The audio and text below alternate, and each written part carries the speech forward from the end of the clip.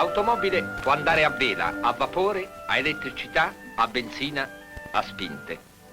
E il pedone va sempre a piedi. Al tempo di Carlo Magno il pedone andava a piedi. Nel secolo XX il signore che non può comprarsi un'automobile a rate continua ad andare a piedi. E il pedone eterno. A lui è dedicata questa documentatissima storia.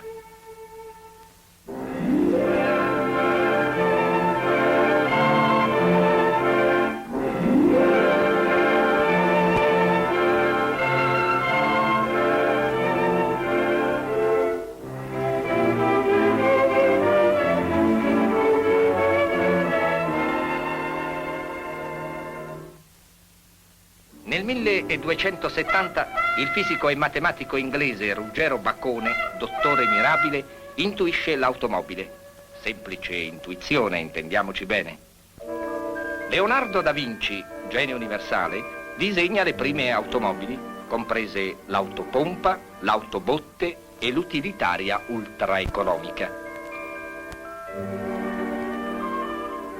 Si noti tra le sue carte, oltre agli studi per un vero e proprio motore, il primo abbozzo del distributore automatico di benzina. L'ingegnere Cugnot, 1769, costruisce un'automobile a vapore a 3 ruote, velocità 4 all'ora.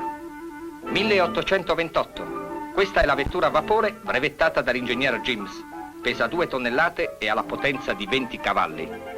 Il cabriolet a cocche diventa un mezzo di trasporto veramente distinto.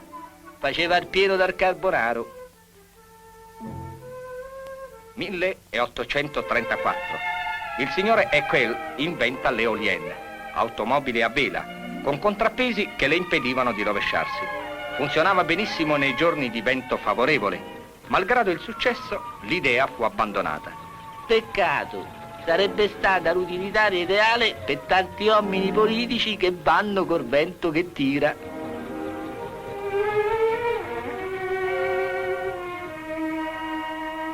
Lo scoloppio padre Bersanti, udendo gli scoppi della girandola, prevede il motoscooter domenicale con signorina nel seggiolino posteriore. Nel 1862 le gite in automobile le facevano soltanto gli uomini. Signori serissimi, niente maschiette. 1892, gita domenicale dei fratelli Levassor, costruttori di automobili. I pneumatici, con grande soddisfazione delle signore Levassor, 3 anni dopo.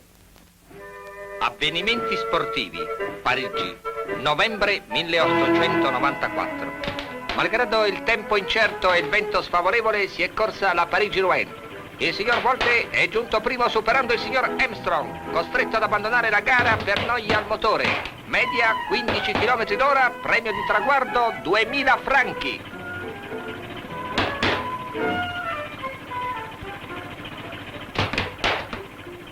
E questo è il fiacre elettrico che ha preso la mano al conducente.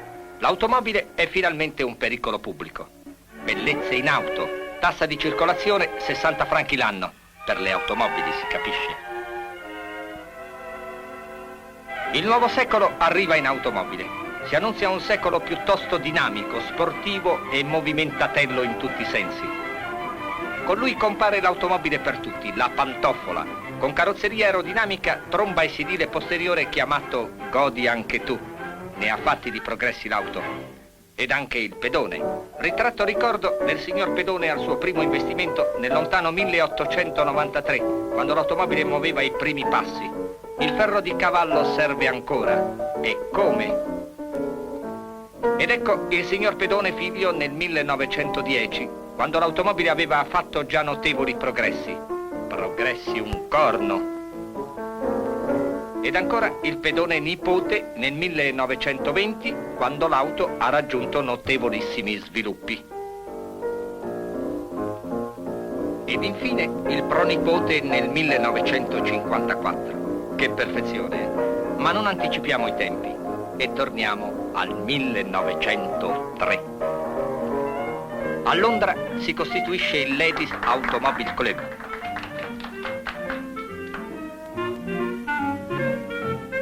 Il discorso inaugurale è tenuto dal signor Abel Arman. Grazie. benissimo. Che bello, grazie. Amiche, buonasera. Dunque, quando le donne vollero adottare la bicicletta, vollero anche affermare una emancipazione che potesse sembrare una manifestazione di femminismo. Ora è la volta della donna automobilista, ma la facoltà di guidare l'automobile è riservata.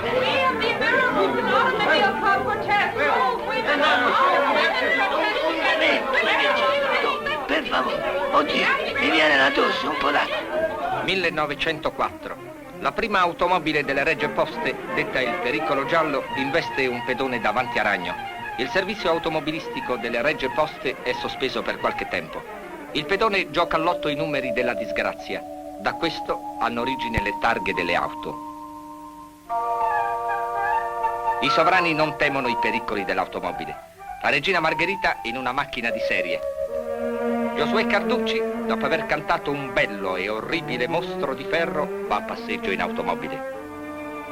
Giacomo Puccini diventa un appassionato chauffeur e prova le emozioni dell'andantino veloce ma non troppo. Il celebre tenore Bonci tenta la fuga in automobile con una distinta signorina ma resta in panna e l'avventura non ha conseguenze. A teatro il grande tenore è costretto a cantare sull'aria del Rigoletto. E l'automobile, qual piuma al vento, oggi fa 100, domani no. L'automobile e il giornalismo. Luigi Barzini con il principe borghese compie ride Pechino-Parigi. Nella steppa, alla frontiera tedesca e a Parigi dopo 60 giorni. L'auto crea la moda. Osservate la civettuola mascherina contro il vento. Con D'Annunzio l'automobile entra nella letteratura. Con passo da levriere si fanno avanti le signore con le valvole in testa. Volete, signora, che leggiamo insieme le pagine del forse che sì, forse che no, del divino Gabriele? Dite, volete? Forse. Rispondeva la donna, protendendo il sorriso contro il vento eroico della velocità. L'uomo, chino sul volante della sua macchina precipitosa, accelerò la corsa come nell'ardore di una gara mortale. Chiudi gli occhi, dammi le labbra. Oh, no. Che tempi, che donne. Il pedone è diventato Fante, 1915. L'automobile, che ha già fatto la sua apparizione nella guerra di Libia, partecipa alla prima guerra mondiale e al fatale dopoguerra.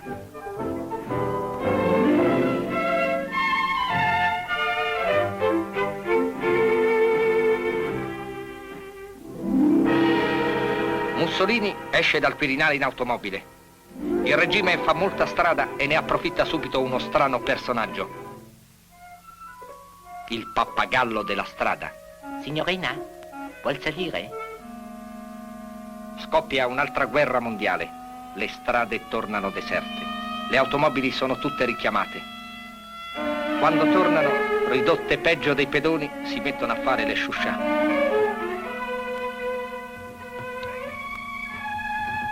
Me ne vado? Andiamo? Quante ne abbiamo passate, signora?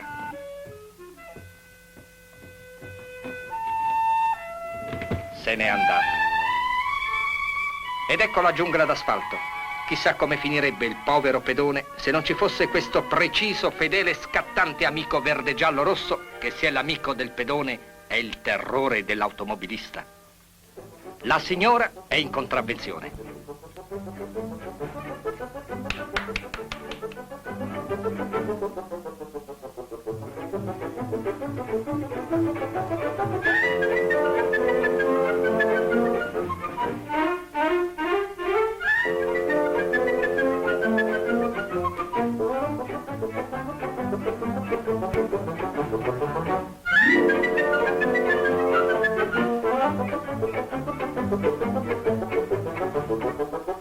Ma lasciamoli discutere, tanto se ripassiamo tra un'ora li ritroviamo. Per noi l'importante è concludere. L'automobile, come abbiamo visto, può andare a vapore, a vela, a elettricità e a benzina. Diventerà forse atomica. Uno solo non cambierà mai, il pedone. A disgraziato! A disgraziato!